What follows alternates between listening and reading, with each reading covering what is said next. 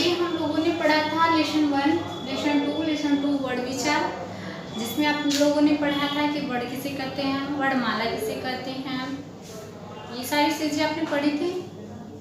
तो आप लोगों ने ये भी पढ़ा कि स्वर किसे कहते हैं, वर्ड के वेद कितने होते हैं, स्वर व्यंजन 2 होते हैं। तो आप लोगों ने स्वर के बारे में पढ़ लिया था कि स्वर किसे कहते हैं, और आज हम पढ़ेंगे कि व्यंजन किसे कहते हैं। क्या पढ़ेंगे? व्यंजन किसे कहते हैं। ओके, आपने पढ़ा था ना इसके पहले कि स्वर किसे कहते हैं, और आज हम क्या पढ़ेंगे? आज हम पढ़ेंगे कि व्यंजन किसे कहते हैं। ओके, जिन वर्णों का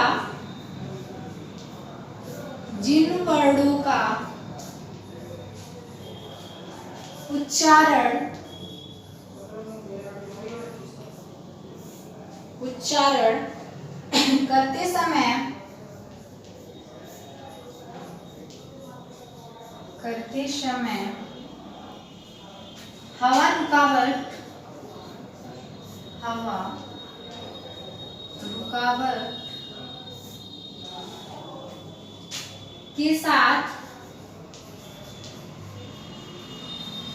करते समय हवा रुकावट के साथ मुख से निकलती है और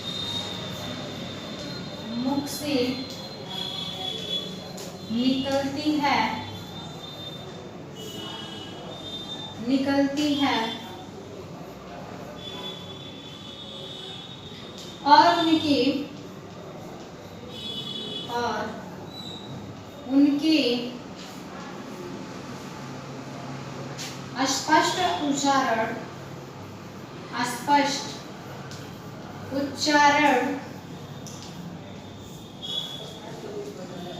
स्पष्ट उच्चारण में स्वरों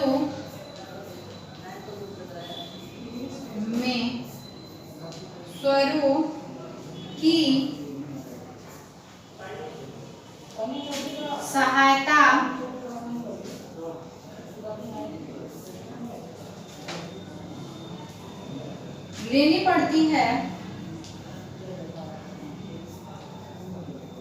लेनी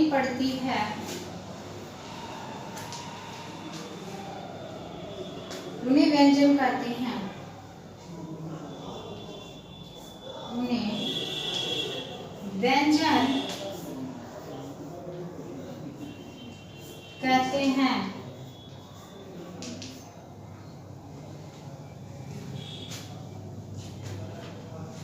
ओके, आपको समझ में आ गया कि व्यंजन किसे कहते हैं। तो जिन वर्णों का उच्चारण करते समय हवा रुकावट के साथ मुख से निकलती है और उनके स्पष्ट उच्चारण में स्वरों की सहायता लेनी पड़ती है, उन्हें हम क्या कहते हैं? व्यंजन कहते हैं। जबकि आपने पढ़ा था कि उच्चारण करने में जब हम वर्णों का उच्चारण करते हैं तो स्वरों की सहायता नहीं लेनी पड़ती है। किसमें? स्वर में किसी की भी सहायता नहीं लेनी पड़ती है, जबकि व्यंजन में स्वरों की सहायता लेनी पड़ती है। तो आपको समझ में आया कि जिन वर्णों का उच्चारण करते समय हवा रुकावट के साथ मुख से निकलती है और उनके स्पष्ट उच्चारण में स्वरों की सहायता लेनी पड़ती है, उन्हें हम क्या कहते हैं? व्यंजन कहते हैं। तो क हमारे क्या है? व्यंजन है। जब भी हम क पढ़ेंगे तो क प्लस अ, समझ में आ रहा है आप लोगों को? ये हलंत है। क्या है? तो जब हम हलंत लगा देते हैं किसी भी व्यंजन के नीचे तो वे व्यंजन हमारा क्या हो जाता है? आधा हो जाता है। और अ ये हमारा क्या है?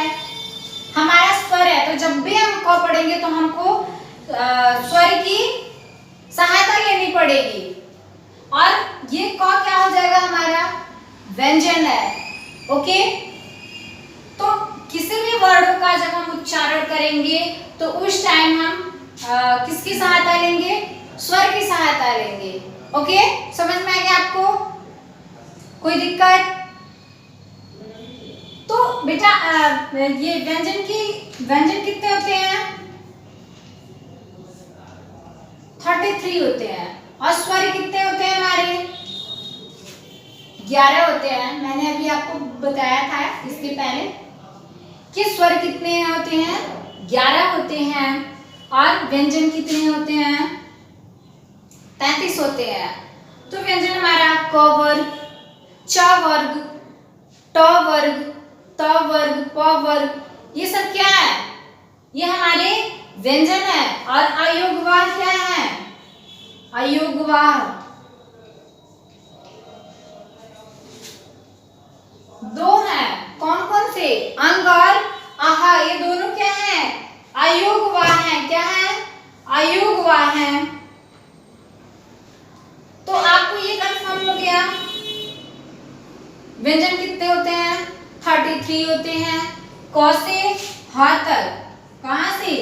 क से ह तक कितने होते हैं? 33 होते हैं। और कितने से कितने तक? क से ह तक। ओके, क से म तक हमारे क्या होते हैं पता है? अस्पर्श व्यंजन होते हैं। क्या होते हैं? अस्पर्श व्यंजन होते हैं। ओके, अंतस्थ व्यंजन हमारे 4 होते हैं और उष्ण व्यंजन भी हमारे 4 होते हैं। ओके, तो ये आपको कंफर्म हुआ। ये अपने कॉपी पे आप नोट कर लीजिए।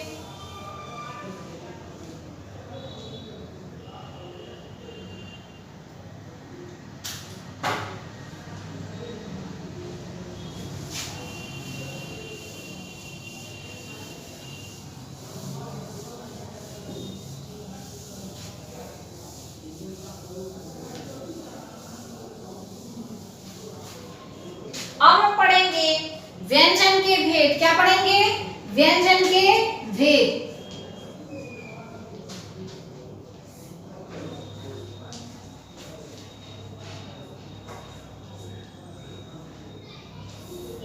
व्यंजन के भेद उच्चारण की दृष्टि से, उच्चारण की दृष्टि से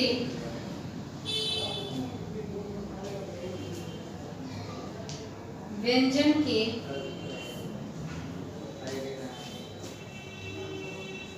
3 भेद होते हैं। 3 भेद होते हैं। ओके, कौन कौन से? पहला क्या है?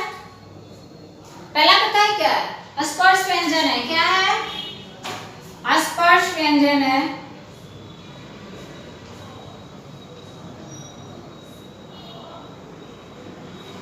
दूसरा हमारा क्या है? अंतस्थ व्यंजन। क्या है? अंतस्थ व्यंजन है। और तीसरा हमारा है उष्ण व्यंजन। ओके, आपको क्लियर हुआ? उच्चारण की दृष्टि से व्यंजन 3 होते हैं। कौन कौन से? स्पर्श व्यंजन, अंतस्थ व्यंजन और उष्ण व्यंजन। ओके,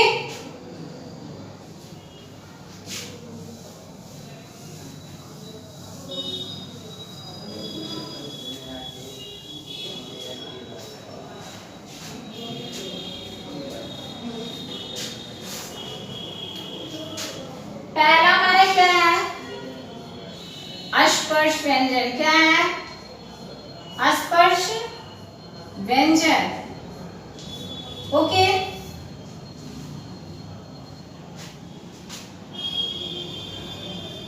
इन वर्णों के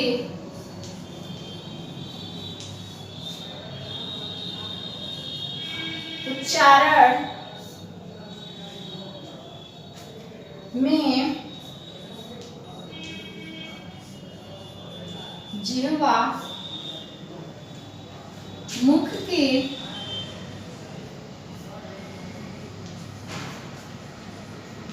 विभिन्न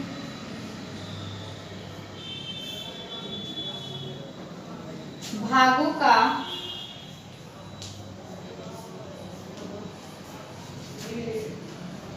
स्पर्श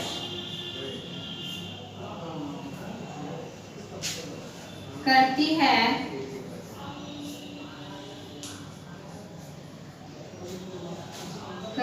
इस इस कारण यह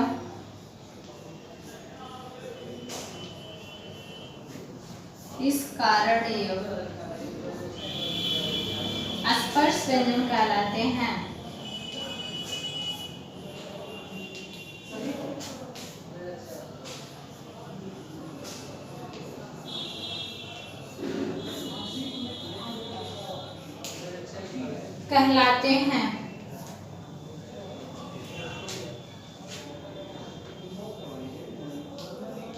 क से म तक सभी स्पर्श व्यंजन हैं।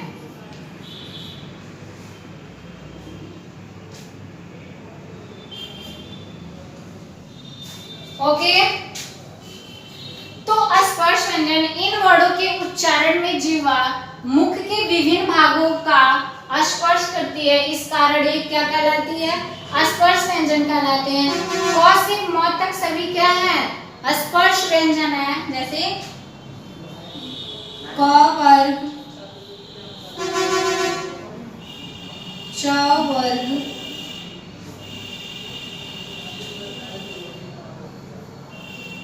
ट वर्ग,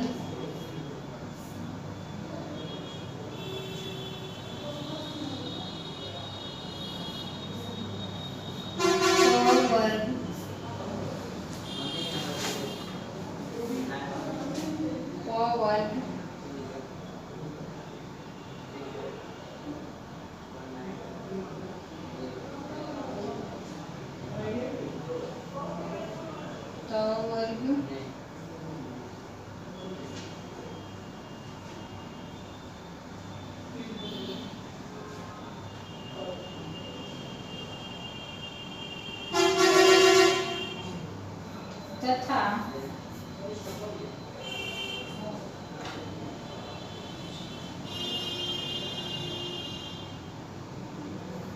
प वर्ग मिलकर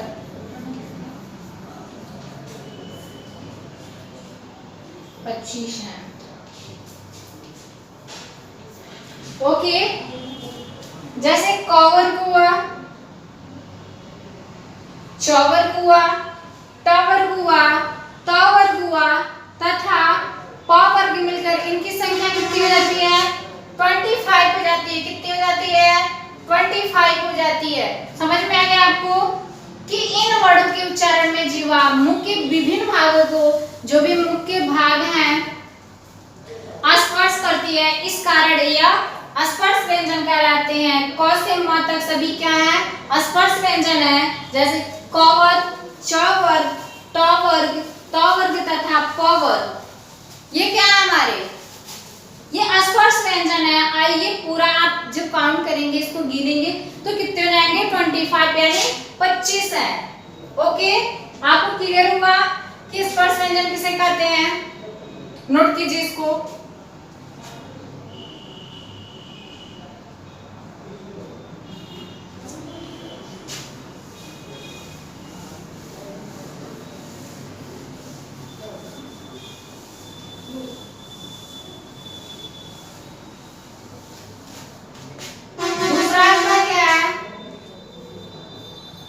अंतस्थ व्यंजन क्या है? अंतस्थ व्यंजन। ओके, कि अंतस्थ व्यंजन किसे कहते हैं? इन वर्णों का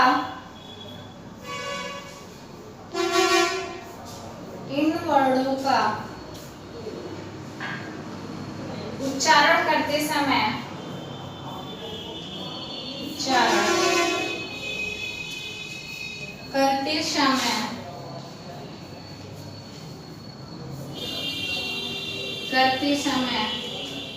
श्वास भीतर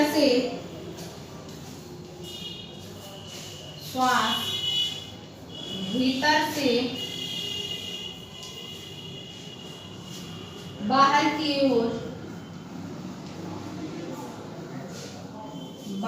की ओर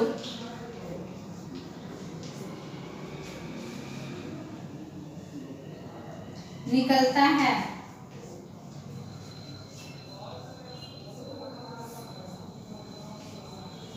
निकलता है ये संख्या में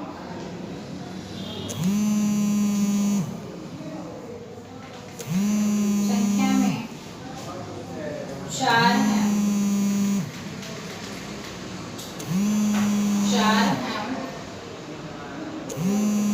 ओके, तो देखिए आप अंतस्थ व्यंजन किसे कहते हैं? इन वर्णों का उच्चारण करते समय श्वास भीतर से बाहर की ओर निकलता है। कैसे होता है? जैसे जब भी हम श्वास से उच्चारण करते हैं तो क्या होता है? वो भीतर से बाहर की ओर निकलता है। ये संख्या में कितने हैं?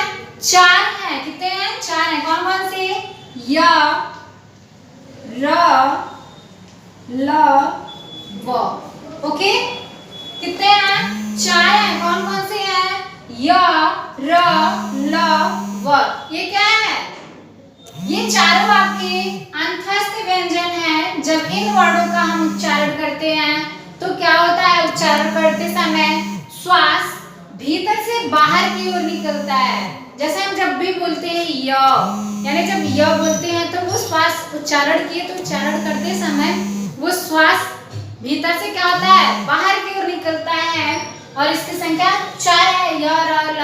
जब भी आप ये पढ़ेंगे तो आपकी श्वास भीतर से बाहर की ओर निकलेगी। ओके, कंफर्म हुआ है आपका? इसको नोट कीजिए।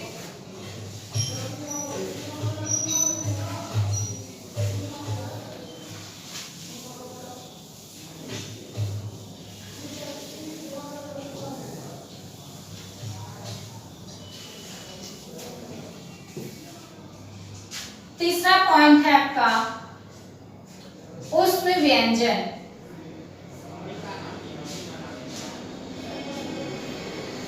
ऊष्म में से पता है आपको क्या होता है? ऊष्म का क्या अर्थ है? यानी गरम। ओके, तो जानते हैं कि ऊष्म व्यंजन किसे कहते हैं? इन व्यंजनों के उच्चारण में इन व्यंजनों के उच्चारण में हवा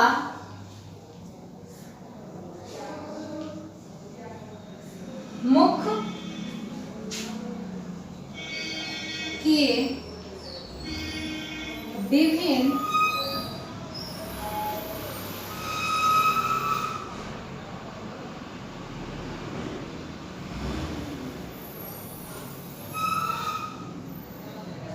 मुख के विशेष भागों को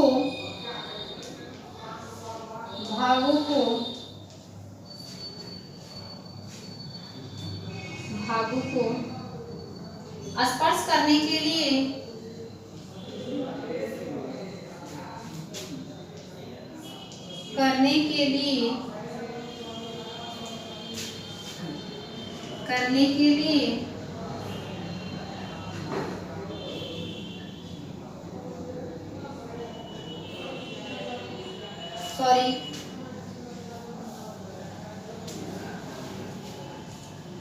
करने के कारण गर्म हो जाती है। गर्म हो जाती है, इसलिए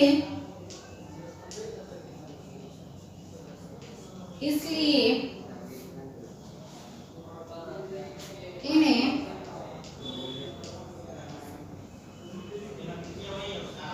ऊष्म व्यंजन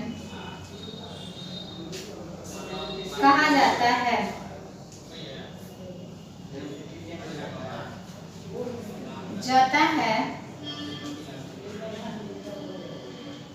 ओके, तो इन व्यंजनों के उच्चारण में हवा मुख के विशेष भागों को स्पर्श करने के कारण गर्म हो जाती है, इसलिए इन्हें क्या कहते हैं? ऊष्म व्यंजन कहते हैं। ये संख्या में 4 होती हैं, 4 होती हैं। कौन कौन से? 100,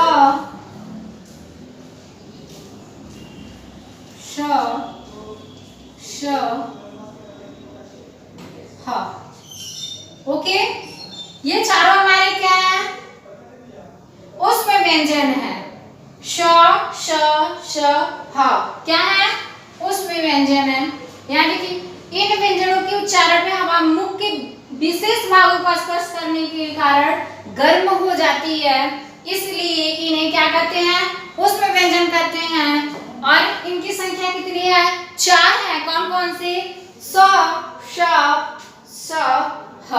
ओके, कंफर्म हुआ है आपको? नोट कीजिए इसको।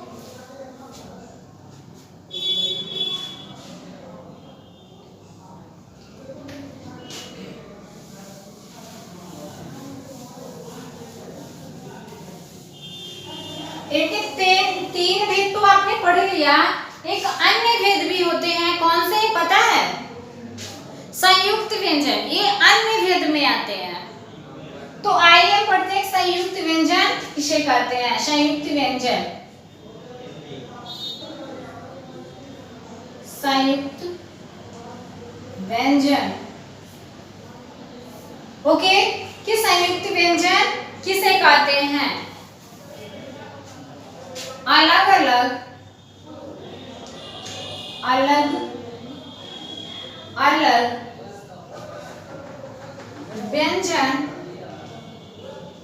व्यंजन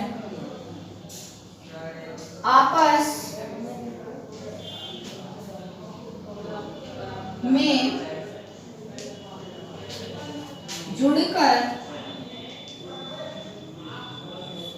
जुड़कर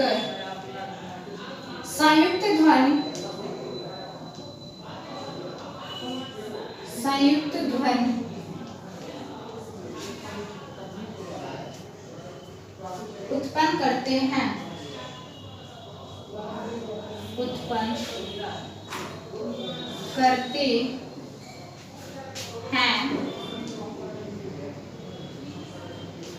उन्हें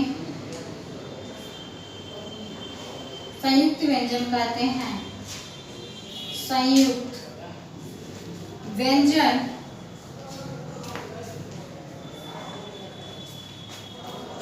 कहते हैं। ओके, तो आपको समझ में आ गया कि संयुक्त व्यंजन किसे कहते हैं? जब अलग अलग व्यंजन आपस में जुड़कर संयुक्त ध्वनि उत्पन्न करते हैं, उन्हें हम क्या कहते हैं?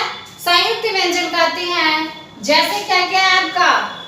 श, श है तो वो किससे बनेगा? आपको पता है क्या है? क और श, क और श मिलके क्या बनता है?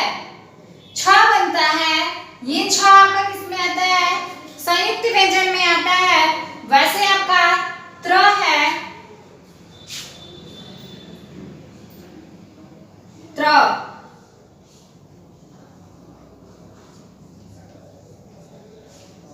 ये आपका क्या हुआ? त्र हो गया। क्या हुआ? त्र हो गया। वैसे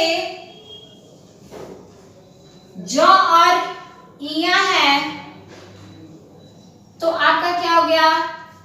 ज्ञ हो गया। ओके, उसके बाद आपका क्या है? श है, श्र, तो श और र, ये आपका क्या हो गया? स्र हो गया। ये चारों आपके क्या हैं? ये चारों आपके क्या हैं? संयुक्त व्यंजन है। क्या है? संयुक्त व्यंजन है। संयुक्त व्यंजन है। ओके, कंफर्म हुआ आपको? ये हमारे जैसे यहाँ दिया ना, अलग अलग व्यंजन आपस में जुड़कर, ये अलग व्यंजन है और ये अलग, यानी क और श क्या है? अलग है दोनों, और ये दोनों मिलके क्या हो गया है? छ हो गया है। तो छ आपका क्या हो गया? संयुक्त व्यंजन हो गया।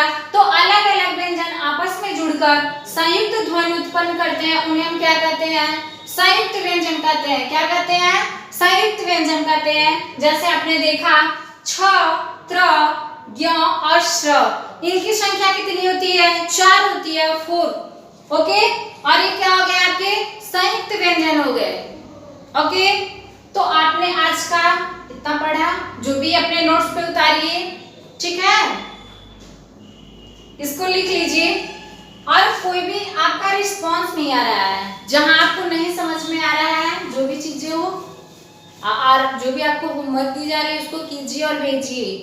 ओके, थैंक यू, आज के लिए इतना ही।